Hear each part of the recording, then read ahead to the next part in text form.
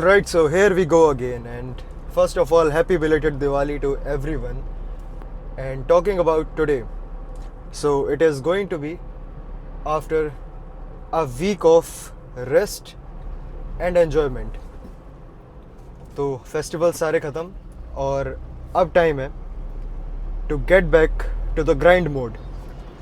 And अगर अपने last sessions की बात करें तो वो हुए हमारे डिफरेंट सिटी में and even in different gyms. So, talking about the last sessions, what we did was chest and back on the same day, and on another day it was just shoulders, और उसके बाद it was legs, I think. So chest back, shoulders, legs. अब इसमें से अगर कोई भी एक मिसिंग कंपोनेंट है तो वो है आर्म्स, और जिसके लिए हमें अभी कोई ऐसा नेसेसरी काम नहीं है. To get that stimulus is not the priority. And अपने लास्ट लेग सेशन के बाद I think almost 5 to 6 days का रेस्ट रहा है, जिसका मतलब a complete week off from weight training. That does not mean कि हमारे रिजल्ट्स या ग्राफ प्रोग्रेस का बिल्कुल भी चेंज हुआ है. So it has been a linear progress throughout this week. और अगर कैलोरिक इनटेक की बात करें in the terms of nutrition, it has not been changed so far. जो भी हमारा एक कैलोरिक डेफिसिट गोल था वो सारे ही दिन मेंटेन रहा है.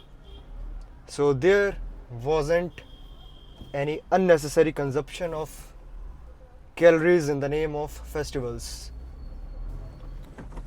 लेकिन it does not mean कि हमने कोई enjoyment नहीं करा है. It was all everything on point, and the period is over for now. और अगर बात करें अपनी ट्रेनिंग अप्रोच की, तो जैसे कि हम सबको ही पता है, जब भी हम अपनी ट्रेनिंग रिज्यूम करते हैं after taking a long gap, तो हमेशा अप्रोच ऐसी रहती है जिससे कि हम एज सून एज पॉसिबल सारे मसल ग्रुप्स को स्टिमुलेट कर पाएँ. तो वापस से सेम रूटीन पे आने के लिए हमें अपने ट्रेनिंग स्ट्रेटजी को कुछ इस तरीके से डिज़ाइन करना पड़ता है जिससे कि हम मैक्सिमम मसल ग्रुप्स एक साथ टारगेट कर सकते हैं. अब इसमें कोई भी हम एक स्पेसिफिक स्प्लिट भी फॉलो कर सकते हैं या फिर डिज़ाइन कर सकते हैं अपने आप. तो अभी आज के लिए अगर बात करें, हम अपर बॉडी के सारे मसल ग्रुप्स ट्रेन करेंगे. तो अभी टाइम वेस्ट नहीं करते हैं, सीधे स्टार्ट करते हैं अपना सेशन. तो अभी चेस्ट के लिए एक मूवमेंट रहने वाला है आज के दिन पे, या फिर 2 मूवमेंट रहेंगे. कोई फ्लाई बेस्ड मूवमेंट भी इंक्लूड कर सकते हैं. तो ये चीज़ हम बाद में फिगर आउट करेंगे. पहले जल्दी से स्टार्ट करते हैं अपना इंक्लाइन डंबल प्रेस का.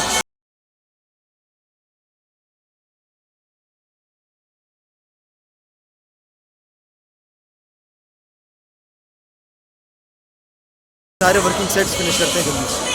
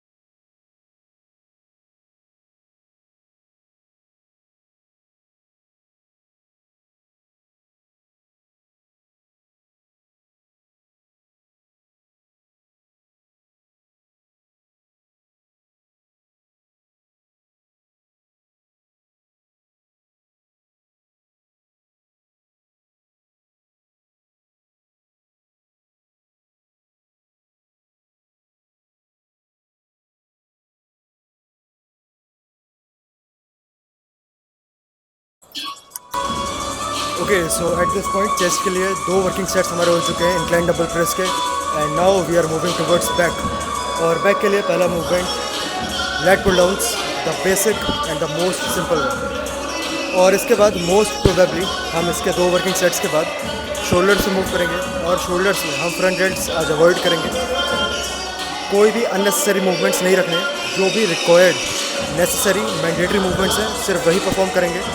और उसके बाद अगर एनर्जी बचती है और एक्सेस टाइम हुआ मेरे पास तो कोई भी एसेसरीज वर्क करेंगे, तो अभी बाद में फिर आउट करेंगे। पहले जल्दी से बैक के 2 वर्किंग सेट फिनिश करते हैं red pull.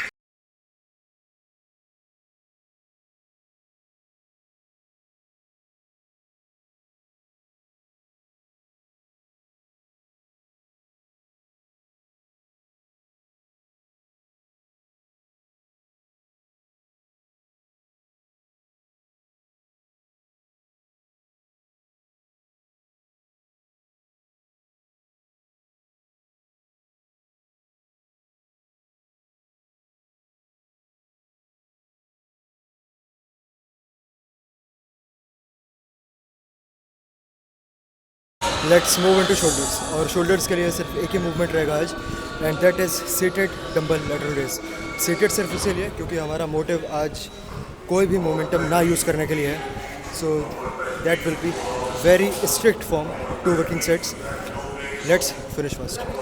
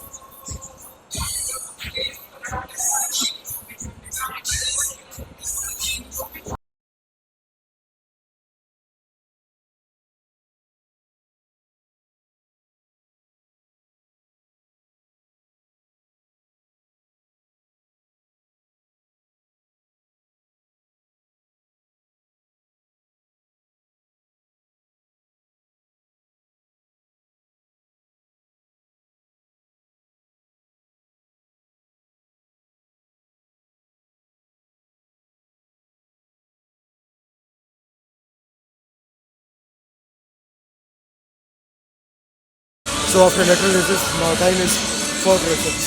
And again, I think इसका भी सिर्फ एक ही मूवमेंट रहेगा, just like any other muscle group. और अगर एक ही मूवमेंट चूज़ करना है तो क्यों ना हमेशा एक कंपाउंड मूवमेंट चूज़ करें, जिससे कि हमारे ट्राइसेप्स के जितने भी हेड्स हैं सब एंगेज हो जाए।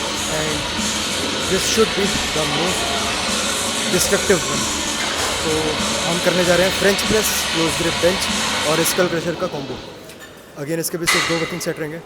इसके बाद मूव करते हैं बाइसेप्स से, और फिर देखते हैं अगर टाइम मिलता है तो कोई भी एसेसरी वर्क करते हैं, otherwise this approach would be the and.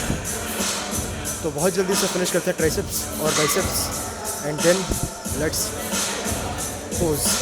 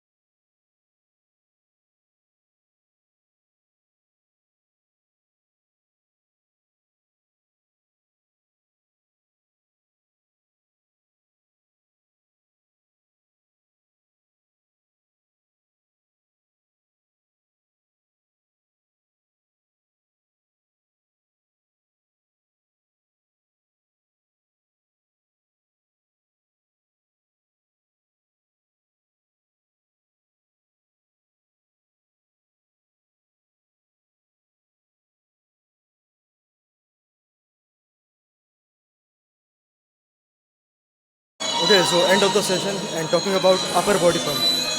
I think it is definitely on point और according to the original thought process for today's approach, it was कि chest के लिए हम दो movement कर सकते थे, back के लिए भी दो movement कर सकते हैं क्योंकि ये दोनों ही बड़े मसल ग्रुप हैं, लेकिन still we kept it just minimal as it could be. सिर्फ एक एक movement हर मसल ग्रुप के लिए and with two working sets each.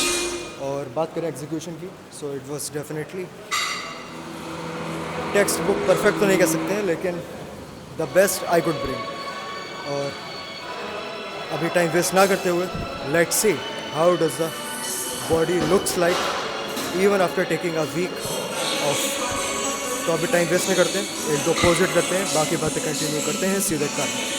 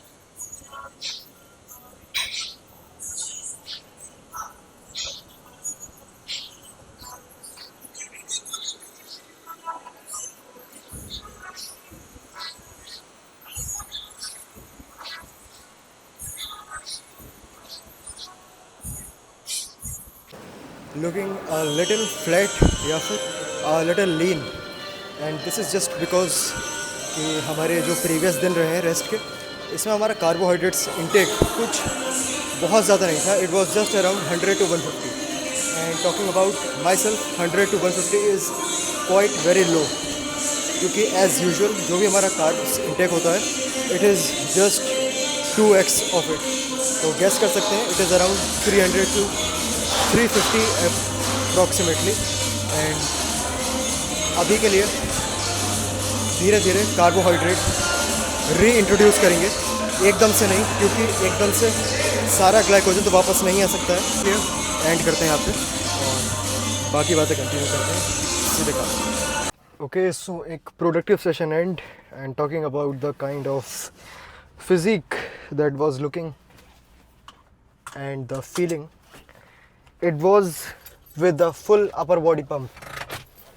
It was kind of insane just to feel bicep, triceps, chest, back, shoulders, everything pumped simultaneously. So हमेशा से कभी chest pump बहुत ज़्यादा एक्स्ट्रा ऑर्डिनरी लगा है या फिर आर्म्स पंप। शोल्डर्स में बहुत ज़्यादा पंप कभी भी इतना ज़्यादा एक्साइटिंग काइंड ऑफ फैक्टर नहीं होता है। And again for back it is the same, क्योंकि बैक एक ऐसा मसल ग्रुप है जब उसमें पंप नहीं होता है तब वो ज़्यादा डिफाइंड और सेपरेटेड दिखती है। But chest and arms are kind of opposite. तो आर्म्स में सेपरेशन बहुत एक कोई मेजर फैक्टर नहीं है जो कि लोग चेज़ करते हैं, क्योंकि आर्म्स में सिर्फ कोई अगर चीज़ नोटिसेबल होती है तो वो है सिर्फ और सिर्फ size and along with the veins obviously. And same goes for chest also. Chest में फाइबर्स, स्ट्राइएशंस एक्साइटिंग तो होते हैं, लेकिन उससे ज़्यादा चेस्ट का जो बेसिकली सिर्फ एरिया ऑफ साइज होता है उसको एनलार्ज्ड होता हुआ देखने का एक अपना अलग मज़ा है। लेकिन बैक में ये चीज़ बिल्कुल अपोजिट होती है, और बैक की ही तरह same it goes for legs also. तो क्वाड्स कभी भी जब हम विदाउट पंप फ्लेक्स करते हैं so it definitely looks very separated and defined, even though जब हम आफ्टर लेग्स पोज डाउन करते हैं तो पंप होने की वजह से उसमें जितना भी ब्लड फ्लो है वो बढ़ जाता है, जिसकी वजह से साइज़ तो ज़्यादा दिखता है लेकिन सेपरेशन उतनी ज़्यादा विजिबल नहीं होती है। तो इस कॉन्टेक्स्ट में अगर आज की बात करें तो क्योंकि हमारे सारे ही मसल ग्रुप्स अपर बॉडी में एक ही टाइम पे पंप थे, तो बॉडी बहुत ज़्यादा सेपरेटेड या डिफाइंड तो नहीं कह सकते हैं, लेकिन एक तरीके से काफ़ी एनलार्ज्ड दिख रही थी। एनलार्ज इन द सेंस क्योंकि अभी लास्ट वीक से हमने अपनी बॉडी काफ़ी फ्लैट देखी है, क्योंकि विदाउट ट्रेनिंग न्यूट्रिएंट्स और कार्ब्स की सप्लाई हमारे मसल्स में थोड़ी सी कम हो जाती है। और इसका मतलब ये नहीं होता है कि हम काइंड ऑफ डीकम्पोजिंग फेज़ में होते हैं। तो डीकम्पोज मसल इतनी जल्दी नहीं होती है और ना ही फैट इतनी जल्दी लूज़ होता है। इवन दो ट्रेनिंग हो या ना हो, लूज़ करने में कोई भी चीज़ उतना ही टाइम लगता है जितना गेन करने में लगता है। And sometimes gaining muscle mass is a little very lengthy process. While talking about losing fat, it's kind of easy या फिर less exhausting than या फिर less complex than gaining muscle mass. So I think this might be enough for today. Let's meet tomorrow with the legs